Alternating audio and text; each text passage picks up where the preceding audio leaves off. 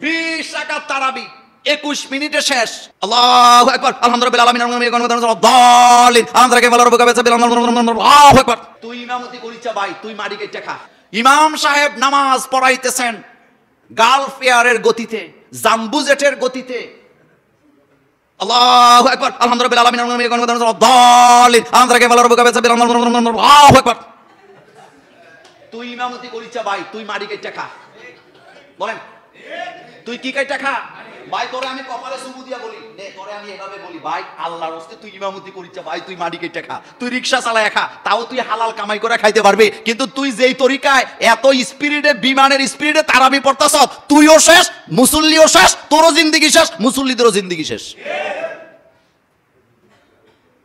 আপনি ইমামতিতে দাঁড়াইছেন, আমাকে রুকুর তাসবিহ পড়তে দেন না। আপনি ইমামতিতে দাঁড়াইছেন, আমি রুকু থেকে দাঁড়াবার পরে তাসবিহ পড়তে পারি না। আপনি ইমামতি দাঁড়াইছেন, আমি তাশাহুদ পড়তে পারি না, আমি দুরুদ পড়তে পারি না, আমি দুআয়ে মাসুরা পড়তে পারি না। আপনি ইমাম হতে পারেন না, আপনি আমানতের খেয়ানতকারী। কথা কি ঠিক বললাম? আমানতের ভাই, তুই রিকশা চালা, তোর একটা অটো কিনা দেন, তুই অটো চালা একা, তুই স্পিরিডে চালাবি, টাকের তলে ফলে মরি যা, তাও তুই একা একা মরবি, কিন্তু আমাদের নিয়ে মরিস না তুই ভাই। ধীরস্থির ভাবে তারাবি পড়তে হবে। আমাদের দেশে তারাবি নামাজের মানে ফতুয়া এটা সবাই জানে, তারাবি অর্থ তাড়াতাড়ি। আপনার কইছে রাখে একেবারে গ্রামে গঞ্জে অঞ্চলে যেখানে যায় বলবেন ভাই তারাবি অর্থ কি? তারাবি অর্থ তাড়াতাড়ি। আপনি ঘোড়ার ডিম পড়ছেন, তারাবি অর্থ বলে তারাবি শব্দের অর্থ হইল বিশ্রাম নেওয়া, ধীরে ধীরে পড়া। পড়বেন বিশ্রাম নিবেন, পড়বেন বিশ্রাম নিবেন। এমনি পড়লে দর্জনও পাওয়া যাবে না মসজিদে।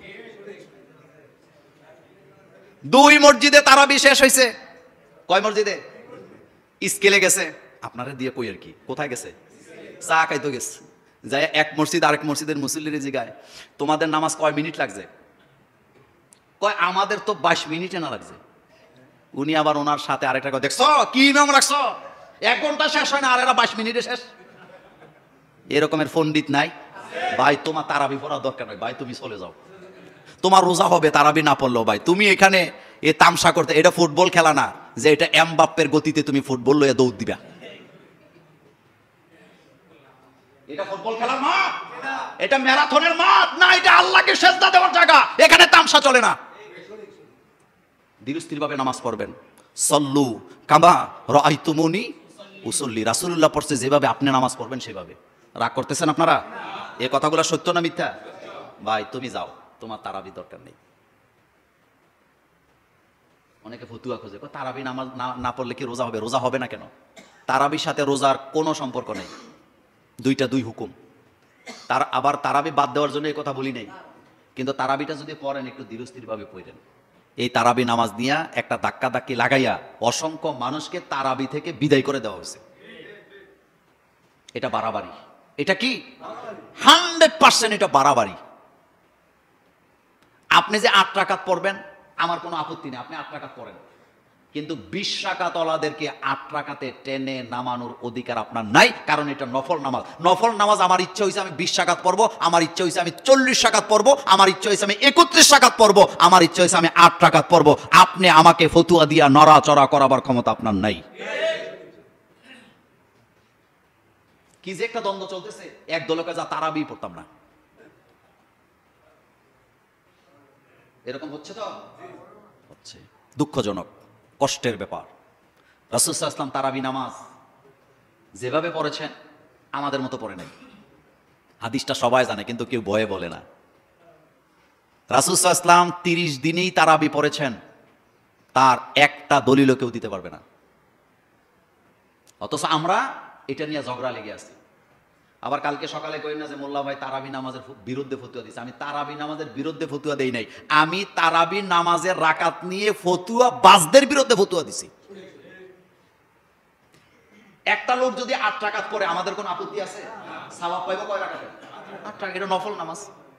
কিন্তু আরেকজন লোক 20 রাকাত পড়ে, আপনি 20 রাকাতে বাধা দিয়ে তারে টাইনা 8 রাকাতে আনবেন কেন? এটা তো নফল ইবাদত, আপনার কোনো অধিকার নাই এটা নিয়ে মারামারি করার। সৌদি আরবে এই বছর তারাবি হইব 10 রাকাত, নে এবার চিন্নি খাও। 20-এও নাই, 8-এও নাই, কততে গেছে? তো 20-এও নাই, তো কোনটা ঠিক? এবার যাও তুমি যা ফতুয়া দাও, কানের চামড়া ফাটাই লেব থাপড়াইয়া। মক্কা মদিনায় কোনো বছর 20 রাকাত তারাবি হয়, কখনো 8 রাকাত হয়, কখন এইবার দিছে ঘোষণা কয় রাকাত? তা আপনি যে ফতুয়া দেন যে 10 রাকাত মানি না। এবার বুঝছেন তো ঘটনাটা কোন জায়গায় করছে? এটা নফল নামাজ। শোনেন, তারাবি নামাজ কয় রাকাত পড়ছেন এটা গুরুত্বপূর্ণ নয়, কত সময় লাগাইয়া পড়ছেন সেটা গুরুত্বপূর্ণ। আমি কি কথা বুঝাইতে পারলাম? এরপরে আরেকটা কথা, সাহারি যেটা খান, কি খান? এটা শেষ রাতে খাবেন। কোন রাতে খাবেন? প্রথম রাতে খাইয়েন না, শেষ টাইমে খাওয়াটা সুন্নত। তারাবি শেষ করবেন 10 আয়াত 20 আয়াত পড়ার পরে যেন আজান হয়ে যায়, 40 আয়াত পড়ার পরে যেন কি হয়ে যায়? আজান হয়ে যায়, বা জামাত ফজর পরে তারপরে আপনি ঘুমাতে যাবেন যতটুকু পারেন। এই কাজটা করেন না, কারণ সাহারি আগে খাই আবার ঘুমাইলে ফজরের নামাজ কি? আজকে কি আমরা এই নিয়তটা করতে পারি যে আল্লাহ রমজানের মাসে আমার যেন জামাত ছুটে না যায়? এই নিয়ত কি করতে পারি? এই নিয়ত কি করতে পারি? আমাদের জন্য প্রত্যেকটা নামাজ যেন আমরা কিসে পড়ি? জামাতের সাথে আদায় করি। কারণ রমজানের মাস আসছে আমাদেরকে কামাই করার জন্য। কি করার জন্য? কামাই করার জন্য। আর বাচ্চাদেরকে সেহরি খাওয়াবেন, কথা কর না কেন? কাদেরকে খাওয়াবেন? না, বাচ্চাদের চেহারা নষ্ট হয়ে যাবে ঘুম থেকে জাগলে। আমনের চেহারা কত সুন্দর, বাচ্চাদের চেহারা নষ্ট হয়ে যাবে। সাহারিতে ইফতারে বাচ্চাদেরকে রাখবেন, কারণ আপনার আমল নামায় গুনাহ আছে, আপনার দোয়া কবুল হওয়ার গ্যারান্টি নাই, কিন্তু বাচ্চাদের আমল নামায় গুনাহ নাই, হতে পারে তাদের কারণে, তাদের হাতের কারণে আমাকে আপনাকে আল্লাহ মাফ করে দিবে। এত আল্লাহ দেখেন, এই বাচ্চারা জাগবে, তারা শিখবে, এটা ইসলাম। তারা সাহারি খাবে। আর আমাদের দেশে বাসন টাসন জোরে নাড়া দিতে দেয় না, কয় প্লেটটা আস্তে শব্দ কর, উঠে যাবে, নাতি নাতকুর উঠে যাবে। এরকম অভ্যাস আসেনি? রাসূল সাল্লাল্লাহু আলাইহি ওয়াসাল্লাম বাচ্চাদেরকে জাগাইতে বলছে, সাহারি খাবে, আবার ফিডাইয়া তুললেন না, আবার উল্টা পাল্টা বুঝছেন না। ডাক দিবেন, উঠলে খাওয়াবেন, না উঠলে জোর করে উঠানোর দরকার নাই।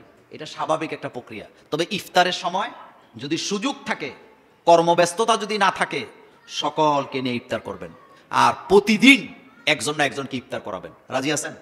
প্রত্যেক দিন কারো না কারো ঘরে ইফতার দিবেন। আমাদের দেশে কি করে জানেন? 27শে রমজান 25শে রমজানে ইফতারি দেওয়া হবে। তো জুমুরে 10 ফ্যামিলি আছে, 10 ফ্যামিলির সবাই একই দিনে সবাই ইফতারি দিছে, এবার এটি ডাস্টবিনে। এ কথাটা সত্য না মিথ্যা?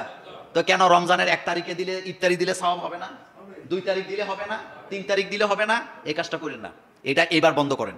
এবার বুঝাই দিলাম, ইফতারি যে কোনো দিন দেন, রোজার মধ্যে সওয়াব সমান হবে। কিন্তু না, আপনি যদি ঘরে যায় বলেন যে পাশের বাড়িতে একটু ইফতার দিতে চাই, 27শে আসুক, বলে কি বলে না? না, একই দিনে 14 ঘর থেকে 15 জনে ইফতার দেওয়ার দরকার নাই। 1 তারিখ থেকে শুরু করেন, ইফতারি দেন। একজনকে ইফতার করাইলে আপনি রোজা রেখে যেই সওয়াব পাইছেন, ইফতার করাইলে সেম সওয়াব পাবেন। আর আমাদের দেশে কিছু অতি পণ্ডিত আছে, আপনি যদি বলেন আসেন না আপনার ইফতার করায়, হ্যাঁ সারাদিন রোজা রাখছে, আপনারা সওয়াব দেওয়ার লিগে। তা আপনার মতো বকিল দুনিয়াতে আসেনি, আপনি বুঝেনি নেই। সারাদিন রোজা রাখা আপনি যারা ইফতার করাবেন, ওনারে আপনি সওয়াব দেন নাই, বরং আপনি ইফতার করাইয়া পুরা রোজাদারের রোজা তো পাইছেন। যিনি ইফতার করলেন তিনি যে নেক কাজে সহযোগিতা করলেন, তিনি ডবল সওয়াব পাবে। 1 নাম্বার সওয়াব পাবে ইফতারিটা করে তার এক ভাইকে নেক কাজ করার কি করলেন? সুযোগ করে দিলেন। আর 2 নাম্বার হলে রোজা রেখে ইফতারি করলেন, এই 2 সওয়াবে ডবল পাবে না সিঙ্গেল পাবে? কয় আমি রোজা রেখে আপনারা সওয়াব দেবো। তা আল্লাহর কাছে সওয়াবের কোনো অভাব আছে? শুনেন, আমার এক কাছের মানুষ আমারে বলতেছে দোয়া করেন ইনশাল্লাহ দুনিয়াতে আমার টাকা পয়সা না থাকুক, কিন্তু আখেরাতে যেন আমার টাকা থাকে। আমি তখন হাসি দিয়ে বলছি, আখেরাতে আপনি টাকা দিয়ে করবেন নাকি? আচ্ছা, আল্লাহর আদালতে যায় যদি 1 লাখ টাকার একটা বান্ডেল লইয়া দাঁড়ান, লাভ হইব নি? অনেকে মুখ বন্ধ করে আছে।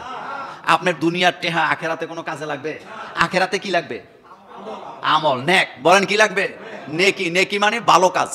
নেকি মানে কি? ভালো কাজ লাগবে। খারাপ কাজ দিয়ে জান্নাতে যাওয়া যাবে